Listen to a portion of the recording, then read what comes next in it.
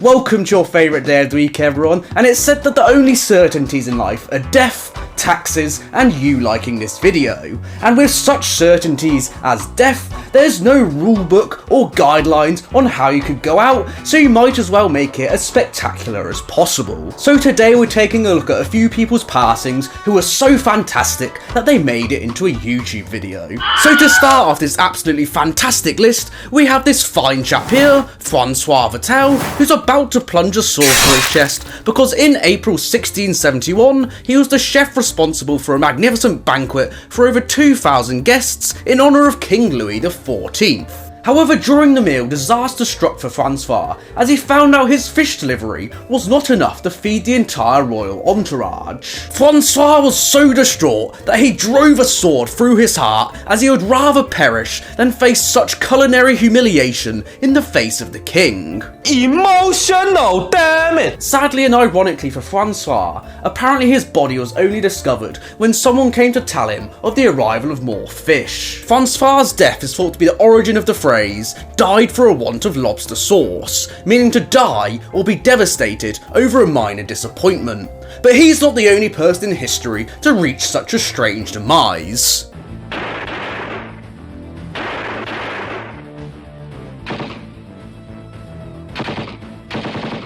In 1498, another Frenchman, Charles VIII, the King of France, just wanted to watch a game of tennis, but while he was on his way, he struck his head on the lintel of the doorframe, fell into a coma, and died 9 hours later.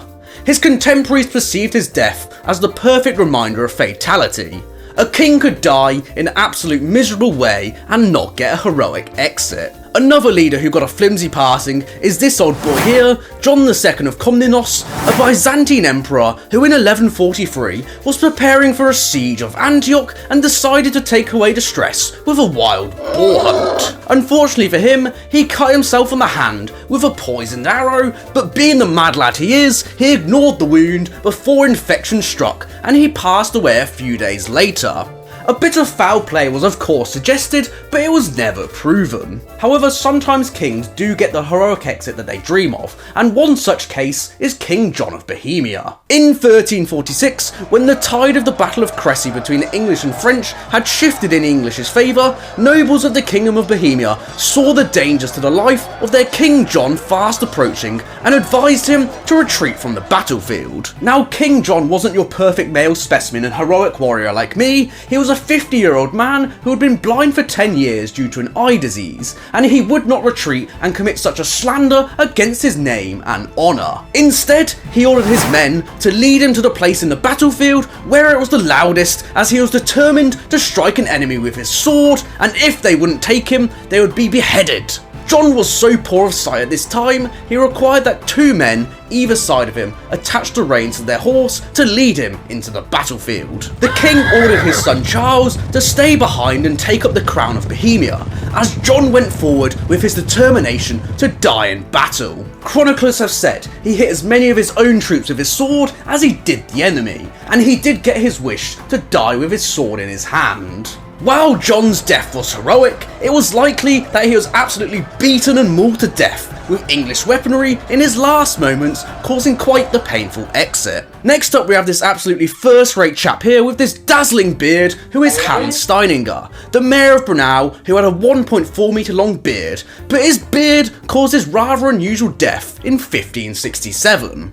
A fire had broken out in his town, and when he tried to escape, he unfortunately tripped over his beard and broke his neck. He usually kept his beard in a leather pouch to avoid a trip hazard, but it wasn't on this fateful day, and his facial hair is now kept in a district museum. Hans's death shows us there's actually positives to not hitting puberty yet and being clean shaven like me. I wish I had some testosterone. This unfortunate chap here, getting his head caved in by a stone, is Simon de Montford, the 5th Earl of Leicester, and he was a French knight who was regarded as one of the greatest military commanders of the Middle Ages. He had fought in the 4th and Albigensian Crusades, and in 1217/1218, he was involved in a 9-month-long siege of Toulouse. On the 25th of July 1218, he went to aid his brother who had been wounded by a crossbow bolt, but he was hit in the head by a stone from the defender's siege engines, with one source saying the siege engine was operated by ladies and girls. What an unmanly way to go out. Despite what he had achieved in life, Simon was in the wrong place at the wrong time, and unfortunately he met his end in a way he probably least expected. You could say he had nothing to lose.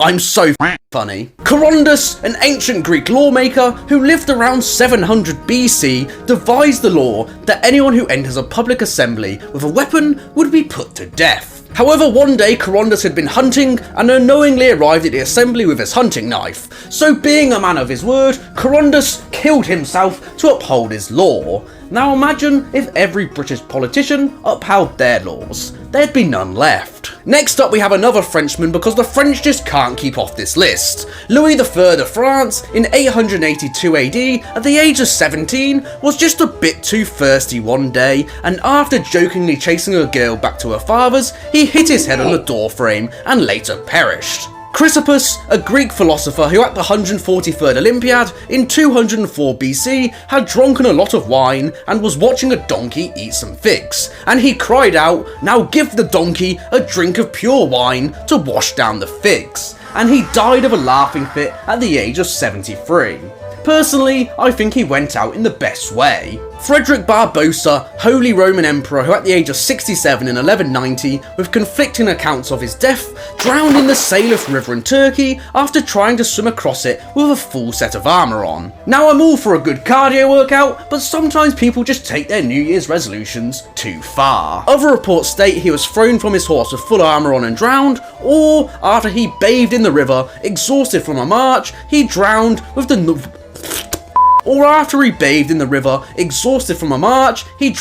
water not even up to his waist. Whatever the case, contemporary reports said he was quite the evil chap anyway and deserved to drown. Next up we have quite the murder mystery with this chap here with an absolutely smashing moustache, Tycho Brahe, and in 1601 he suffered an extremely mysterious death at a banquet in Prague. He was one of the finest astronomers of his day, but at this banquet, he refused to leave to go pee because it was a breach of etiquette to leave before you had eaten dinner. His refusal to go wee-wee supposedly injured his bladder, and when he returned home, he could only urinate in small and extremely painful amounts. He passed away 11 days after the banquet on October the 24th, 1601, and a contemporary physician at the time attributed his death to kidney stones and a ruptured bladder. However, there were conspiracies going around that Tycho may have been intentionally poisoned with mercury. The main suspects were his assistant, Johannes Kepler, whose motive was to gain access to his laboratory, and his cousin, Erik Brahe, on the order of his friend, Christian, the fourth king of Denmark, as rumour had it, Tycho had an affair with Christian's mother. His body was exhumed in 1901 on the 300th anniversary of his death, and it seems the cause of death was likely a burst bladder, but an investigation in the 1990s did point to mercury poisoning. However, the death turned out not to be a mystery at all, as his body was once again exhumed in 2010. They did find small samples of mercury, but not enough present to reach lethal levels, and they believed the mercury would be from his laboratory experiments. So it seems Tycho really did pass away because he refused to go pee at a dinner party. So next time someone refuses you to go to the toilet, tell them the tale of Tycho Brahe. Next up we have 15-year-old Philip, the King of France, and I swear this is the last Frenchman on this list. He co-ruled with his father Louis VI, and in October 1131, he was riding with his friends by the River Seine before a pig darted out from a heap of shit. It tripped his horse, which catapulted him forward in a fall so dreadful it fractured his limbs, and he went into a coma, and he passed the following day without regaining consciousness. Edmund Ironside, the King of the English in 1016, who had a short reign of 7 months from April to November, and whose cause of death is not entirely 100% certain. One rumour suggests that while he was on the toilet, an assassin was hiding beneath him before stabbing him twice in the gentleman area, leaving the knife in and running away.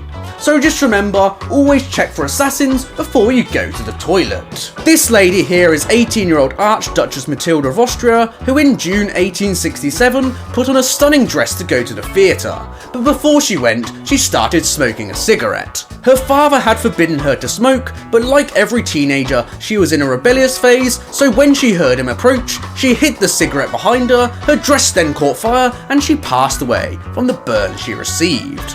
Sir Thomas Urquhart, who legend has it in 1660, died in a fit of laughter upon hearing about the restoration of Charles II to the throne of England.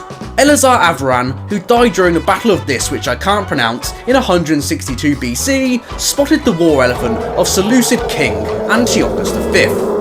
He heroically went under the elephant and thrust the spear into its belly, but unfortunately it collapsed on him and he passed away too. Despite his heroic effort, his side still lost the battle. And of course the legendary tale of Aeschylus, who in 455 BC had a tortoise dropped on his head by an eagle who had mistaken his head for a rock suitable for smashing the tortoise's shell. Whether the story of Aeschylus is true or not, and the rest of them, it reminds us all of the dangers of going outside to touch grass. So I've been Jamie's Day, your favourite day of the week, and this was some of the most weird deaths in history. I hope you've enjoyed and thank you all so much for watching. Have a great day everyone, I'll see you later, peace.